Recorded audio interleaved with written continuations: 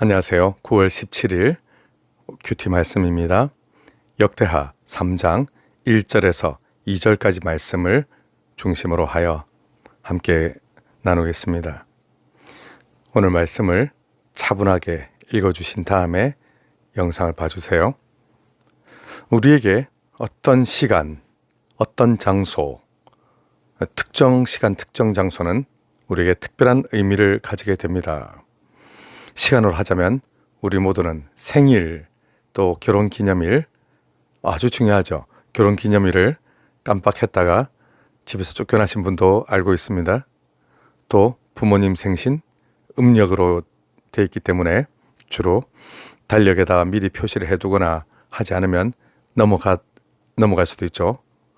그리고 부모님 기일 등 소중한 날을 우리는 잊어버리지 않기 위하여 정말 노력을 많이 합니다. 왜 그럴까요?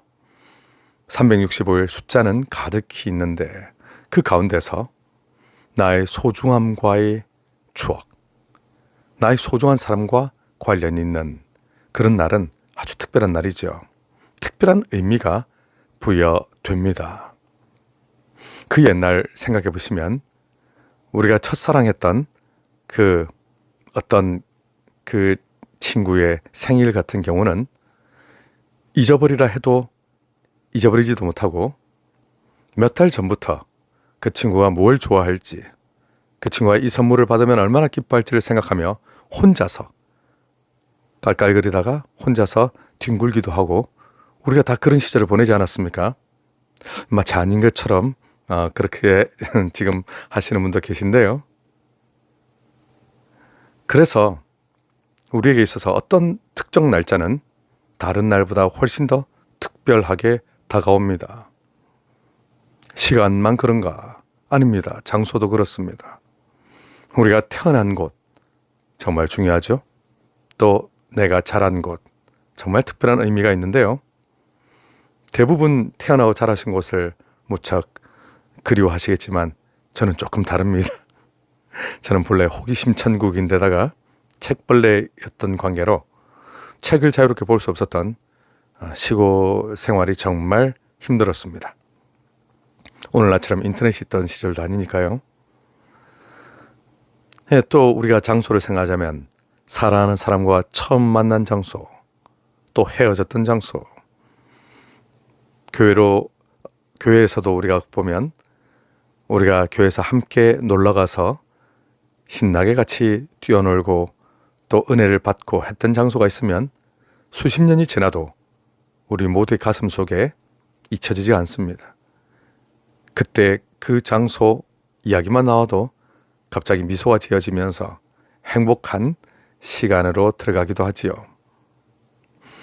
그래서 이런 특정한 시간, 특정한 장소, 정말 뜻밖의 우리에게 귀한 의미로 다가오게 되는데요. 오늘 본문에서 솔로몬이 이제 여호와께 제사 드릴 공간, 곧 성전 건축을 시작하는 장면이 이제 나오지 않습니까? 그런데 그 장소가 보통 특별한 의미가 있는 곳이 아닙니다. 1절 말씀에 보니까 솔로몬이 예루살렘 모리아 산에 여호와의 전 건축하기를 시작하니 그곳은 전에 여호와께서 그의 아버지 다윗에게 나타나신 곳이요 여부스 사람 오르난의 타작마당에 다윗이 정한 곳이라. 아멘. 놀랍게도 그 장소가 모리아 산이라고 합니다. 모리아 산 하면 여러분은 누가 떠오르세요? 네, 아브라함이 이삭을 바친 곳이죠. 제가 우리 교회에 와서 처음 설교를 했던 내용이 바로 이 모리아 산이었습니다. 정말 많은 사람이 이 모리아 산의 아브라함 사건을 생각하자면 바치라고 하는 명령에 순종했다 정도로 알고 계시지만 명령에 순종했다, 명령에 복종했다 이런 개념으로만 보면 우리는 이슬람교 사람들이 믿는 바와 크게 다르지 않습니다. 저는 처음 설교할 때부터 전혀 다른 각도에서 말씀드렸습니다. 하나님께서 이 일을 주도하시고 하나님께서 이 일을 통하여 보고 싶으신 것이 있으셨다. 무엇을? 바로 아브라함의 신앙 고백을.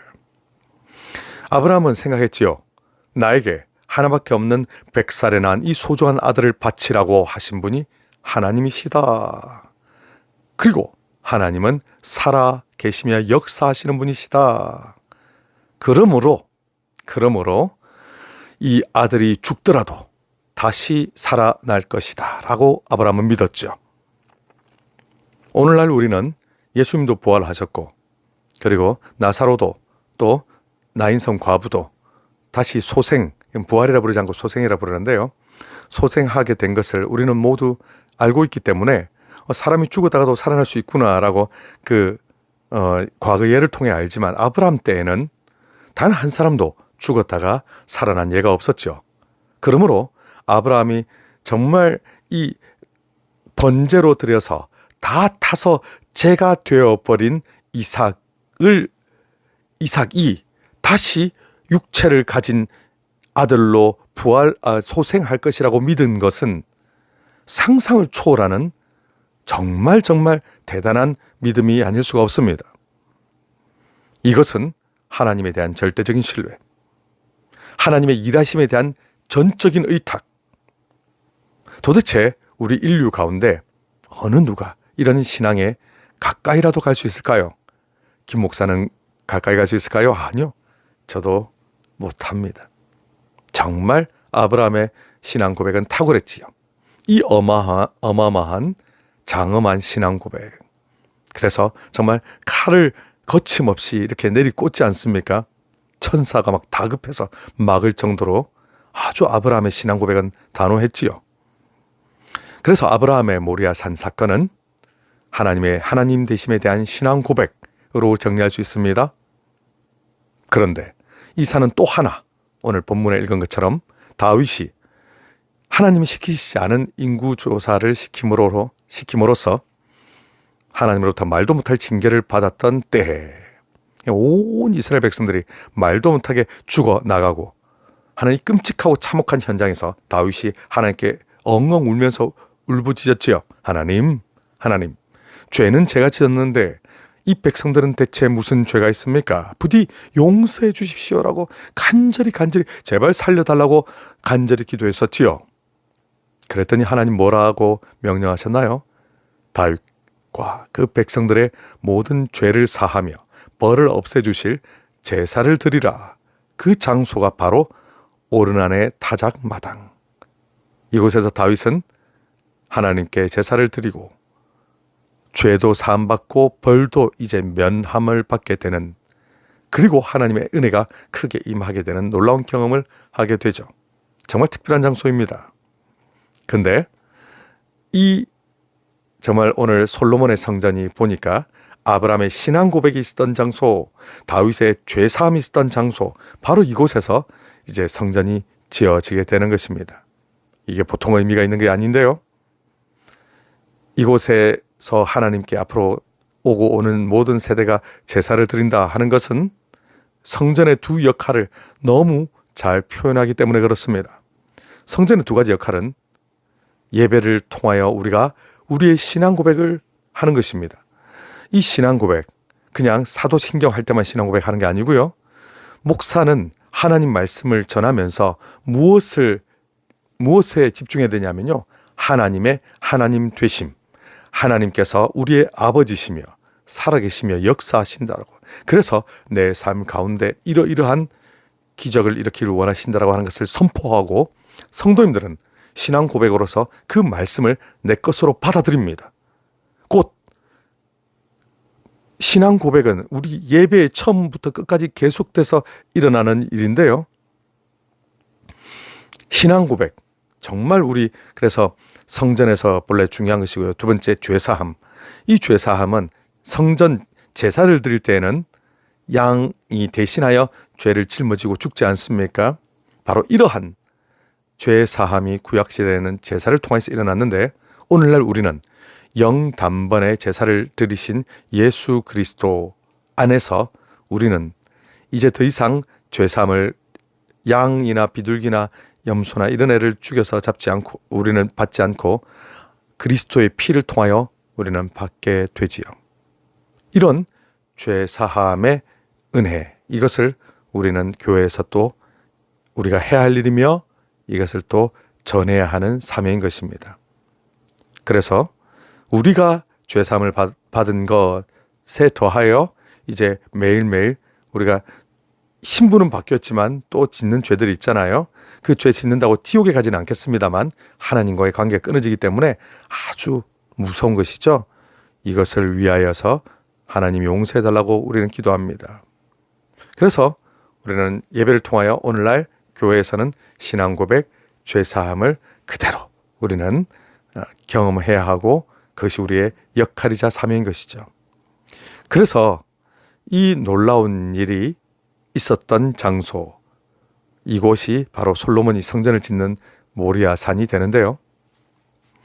모리아산은 오늘날에는 템플 마운틴, 성전산이라 부릅니다. 성전산의 역사에 대해서는 정말 2시간 정도 되는 긴 분량을 다루어야 할 만큼 이거 요약해도 그렇습니다. 그래서 오늘은 성전산에 대해서 깊이 다루지는 못하고 그냥 이 역할과 사명에 대해서만 다루고 있는데요. 정말 오늘날 우리가 교회에서 이러한 신앙 고백 그리고 죄사함의 사명을 역할과 사명을 잘 감당하고 있는지 우리는 돌아봐야만 합니다. 우리는 그저 큰 교회, 화려한 교회, 성도가 많이 모이는 교회 이런 것에 관심이 있지만 교회가 교회 본래의 역할, 사명을 망각해버리면 이 그대로 와르르 성전 건물은 무너지고 맙니다. 실제로 솔로몬 성전 건축이 완공되고 나니까요 화려했지요. 하지만 본래의 역할, 사명을 잘 감당하지 못하니까 어떻게 됩니까? 백성들이 우상 숭배하고 죄를 막 짓고 여호와 하나님을 떠나 살죠. 그 결과 북이스라엘은 아수르에 의해, 남유다는 바벨론에 의해 그들은 완전히 나라가 다 큰 고통 속에 들어가고 뺏기게 됩니다. 우리가 교회의 다음 곧 신앙 고백과 죄사함의 역사가 우리뿐만 아니라 새로 이제 예수 믿지 않는 사람이 이곳에 와서 그의 비참한 인생을 하나님 앞에 내어놓고 하나님의 크신 은혜로 구원을 받는 역사가, 그래서 그들도 함께 신앙 고백하고 죄사함을 받는 역사가 계속해서 일어나야 되지 않겠습니까? 하나님은 우리 교회의 주인이시며 살아계시며 그리고 지금도 우리 삶에 역사하신다라고 하는 것을 끊임없이 우리가 고백하고 경험하고 이곳에서 우리가 함께 은혜를 누려야 되지 않겠습니까? 그래서 우리가 나를 보내신 메시아, 나를 구원하기 위해 예수님을 보내신 그 하나님을 온전하게 우리가 하나님으로 인정하고 나를 구원하기 오신 메시아 예수 그리스도를 우리가 온전히 믿으면 우리 예수님께서 십자가에 돌아가시면서 용서해 주신 것을 온전히 믿으면 우리는 하나님의 자녀가 되는, 바로 이것을 우리는 신앙 고백하며 또한 죄사함을 받는 이 역사가 우리 교회에서 또 성도들의 삶에서 계속 일어나는 것이 정상이고 이것이 우리의 역할이며 사명이란 것이죠. 그러므로 우리는 오늘날 참된 예배를 드리기 위하여 올바른 신앙 고백 그리고 참된 죄사함, 이것이 있도록 몸부림쳐야만 하는 것입니다.